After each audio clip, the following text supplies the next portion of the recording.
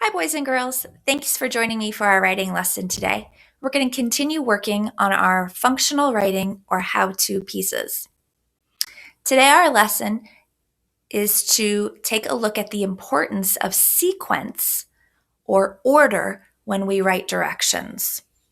We need to know just how important that is. And we'll go ahead and add that to our writing good directions in just a few minutes. Last time we started this anchor chart called Writing Good Directions, and we said that so far we've learned that when we write directions, we have to keep the audience in mind. We do that by asking ourselves, who is the audience we are writing for? If we're writing for kids, I would expect to see shorter directions and maybe lots of pictures or videos to go with those directions. If I'm writing for an adult, I might have more complicated directions or even fewer pictures. Another important thing that we needed to think about when writing good directions is what is the author's purpose in writing those directions? Why do you want them to know this? And what do you want them to really know? At the end of the day, you've got to keep your focus in focus. Last time we read a piece called Dolphin, and the whole point of this piece was to get us to be able to draw a dolphin. So that was the author's purpose. The author also kept their audience in mind. The audience here was children. And I know it was children because the steps were easy to follow, they were numbered, and the author even made some doodles off to the side so that we could see each step as it was being created. So let's go ahead and add some details here. Let's add to this, to our anchor chart. You'll notice that when we looked at dolphin, we also took a look at the importance of numbering them. The author numbered all of these steps. If the author had these steps in a different order, I don't know that my dolphin would look as great as this one along the bottom. If I put step 2 ahead of step 1, would it be as easy to draw this creature? Maybe not. This author did some serious thinking about what steps come first and then next and then last. I'm going to be asking you to do that same thing. Let's add to our anchor chart very quickly.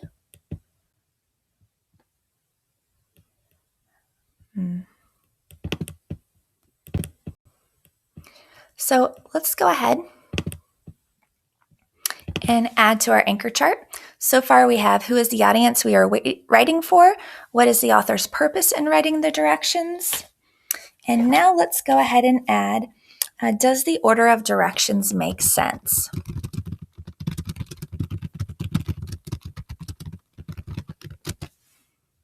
We're going to do a little practice with this. I'm going to go ahead and start a new document here called How to Draw a Cat Face. This is something that Mrs. Weber is somewhat capable of drawing, and it actually looks like that. So that's why I chose a cat face. I'm going to go ahead and get out my pen, and I'm going to start to think through how I would teach someone else to draw one of my cute little cat faces. And when I think about the first thing you need to do, and that's to be able to draw an oval. So I'm going to go ahead and draw a quick little oval off to the side. There's my oval. And then let's see, what would I want to put in next? I would want to put in some cat ears. So let's go ahead. I'm going to go ahead and draw some cat ears and a cat nose. So that's what I have so far. Let's see, what do I need next? Well, I could draw the whiskers because the whisker is attached to the nose. So now that I have the nose, that would make sense. So I'm going to go ahead and draw my whiskers.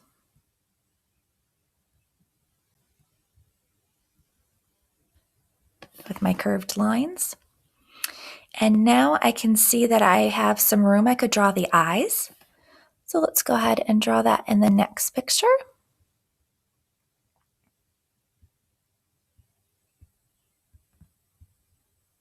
They're kind of like an almond shape. At least my kitties are.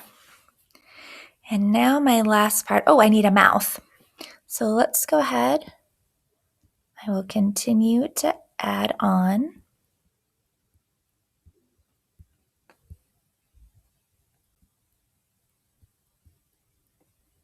the mouth with some lines. And now at the end, I have my kitty face. So when I'm thinking through it, I have 5 steps. So I'm going to go ahead and write those 5 steps now next to it. So let's take a look. My first step, I could say, well, let's make this a little smaller. I could say, draw an oval for the cat's face. All right, so that would be my first step. Let's think about what would come next. I don't want to jump down here to some of the other more difficult things like whiskers because I don't have a nose to attach it to. So I do really need to make sure that I stick with how I drew it in that order. So I'm going to go ahead and put my 2 down here close to where my drawing is for that. And I'll say draw 2 small triangles on each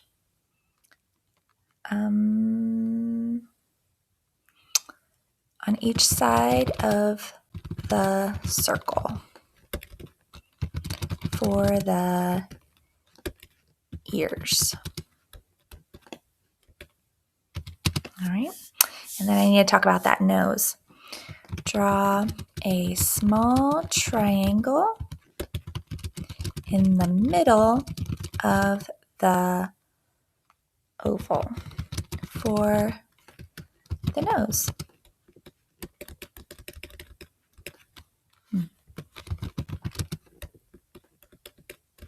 Did it again. There we go. And let's take a look at our step 3. This was the whisker part. So I'm going to say draw 2 short curved lines on each side of the nose for whiskers. All right. Let's look at that step 4 down here. I've added the oval-shaped eyes. So I'll say draw 2 ovals with circles inside of them for eyes. And then my final step would be step 5. I can draw a curved line for the mouth. All right, so let's see. I'm going to go back and think through my sequence and make sure it makes sense. Draw an oval for the cat's face. Okay. Draw 2 small triangles on each side of the circle for the ears. Draw a small triangle in the middle of the oval for the nose. Draw 2 short curved lines on each side of the nose for whiskers. Step 4, draw 2 ovals with circles inside of them for eyes. And then my last one, draw a curved line for the mouth. All right, I think I have a good start here. So I'm going to go ahead and ask you to get out your writer's notebook today, and I'm going to have you do some doodling. If you need some ideas for doodling, inside of Google Classroom, I have a document that you can click on some links. It'll take you to YouTube, and there's some famous cartoonists that can teach you how to draw some things, and then you can go back and write directions for them. Or you can create your own little doodle and describe what steps you would take to make them. So today, your assignment is to make a doodle. And you're going to break it into steps just like I did with my cat face. And then go back and talk about how to do each of those steps in order. think about the order that would make the most sense. When you are finished, I want you to give your writing to another member of your family.